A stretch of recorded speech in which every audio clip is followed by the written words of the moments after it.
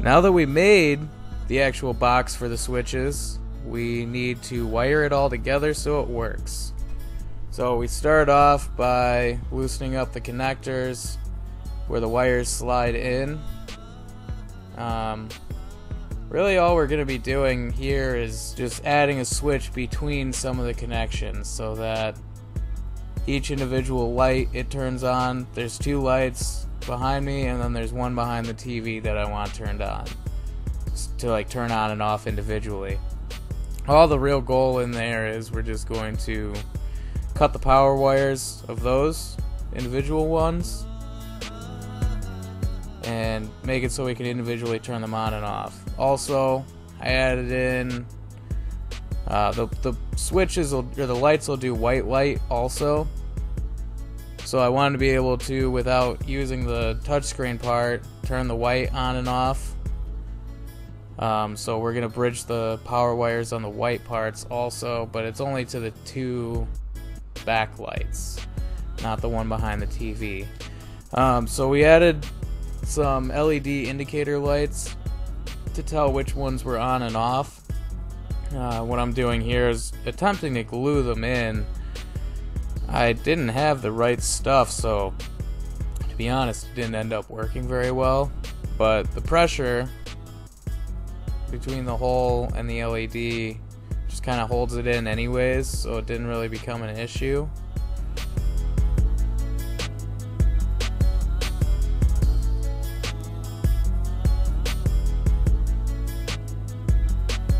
So here I am measuring out some of the wire.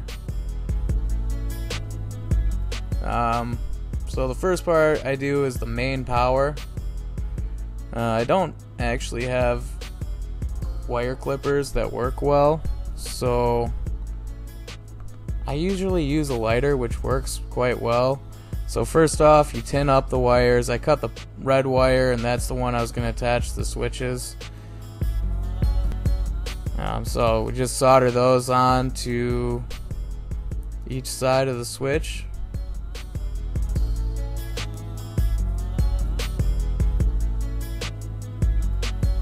Just making sure to get the solder joint nice and crispy.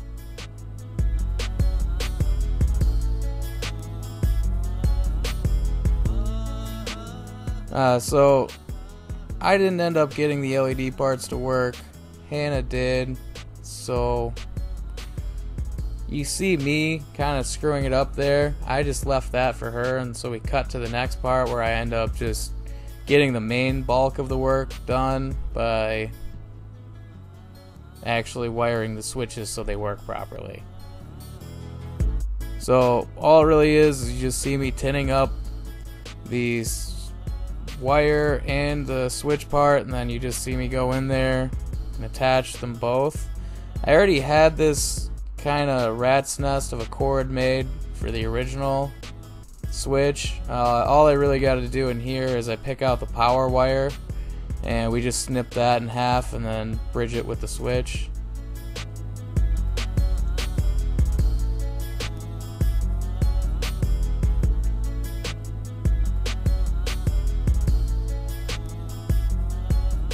Part of the goal of this was to kind of make everything look a little bit more organized and less of a fire hazard.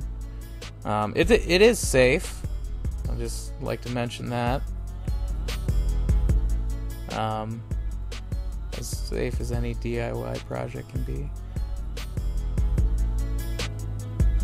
So when I started, I almost forgot that I had to actually attach it into the thing.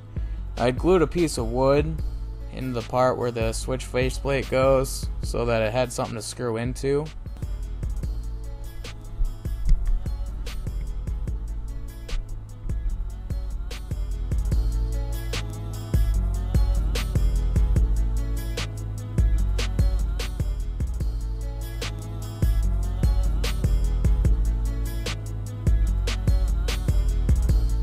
So not all of the best camera angles here, but there you see me bridging the white wires for the white lights on the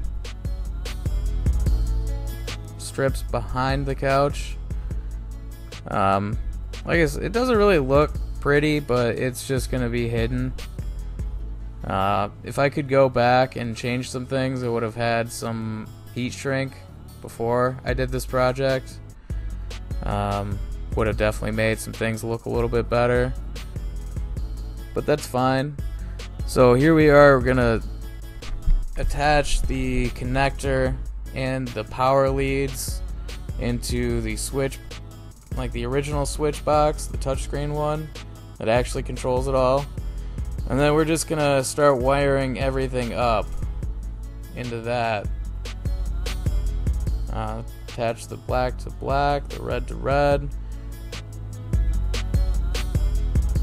And then, so stay tuned for part 3.